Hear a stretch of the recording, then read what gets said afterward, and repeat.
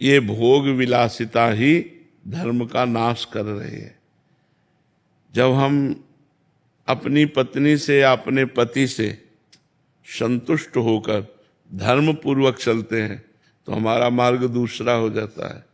और जब हम भोग विलासिता में चलते हैं तो हम अपने पति में संतुष्ट नहीं होते, फिर और पुरुषों में, हम अपनी पत्नी से संतुष्ट नहीं होते, फिर और स्त्रियों में, तो ये मार्ग नरक की तरफ ले जा रहा है और भवबंधन को पुष्ट करने वाला है। भोग विलासिता को भोग विलासिता मानकर ना भोगा जाए, उसे भगवान की आराधना मानकर किया जाए और भजन किया जाए तो मार्ग दूसरा हो जाएगा। जैसे कुछ संपत्ति है तो हम मंदिर बनवा देते हैं, गौशाला खुलवा देते हैं, अस्पताल बनवा देते हैं और फ्री दवाएं देते हैं।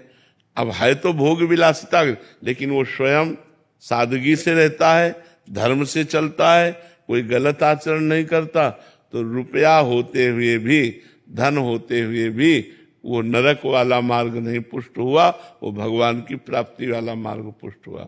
और जब ऐसे रुपया बढ़ता है तो फिर शराब पीना, पर स्त्री गमन करना और चोरी करना, झूठ बोलना, हिंसा करवाना, ये सब बढ़ जाता है। ये भोग विलासिता ही तो नरक की तरफ ले जाती है, भोग विलासिता ही तो गंदे आचरणों में ले जाती है, ये भोग विलासिता ही तो दुर्गति करवा देती है। इसलिए हमें लगता है कि हम भव रोग को बढ़ाएं ना, इसको मिटाएं। जा सुनाम भव भेषज हरन घोर त्रिशूल, जिन भगवान का मंगलमय नाम इस भव रोग को मिटाने वाला है, उनका नाम जप करे, पैसे का सदुपयोग किया जाए। अब वही विलासिता में एक पार्टी में गए 50,000 खर्चा कर आए, शराब पिए, 4 दोस्त और वैसे, मगर अब वो नरक का रास्ता बन गया।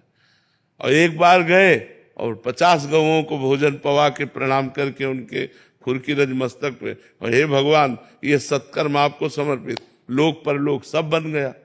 तो भोग विलासिता तो हमें लगता है ठीक नहीं है।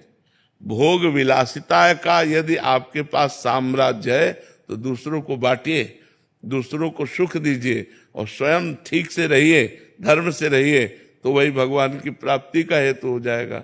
तो हमें लगता है भोग विलासिता बुद्धि को भ्रष्ट कर देती है और नरक का बिल्कुल पथ पुष्ट कर देती है। अगर हमें भोग विलासिता मिले तो हमें धर्म में लगाना चाहिए, दूसरों के कार्यों में लगाना चाहिए। अपने भोग में उचित भोगे और धर्म पूर्वक चले तो मनुष्य जीवन सार्थक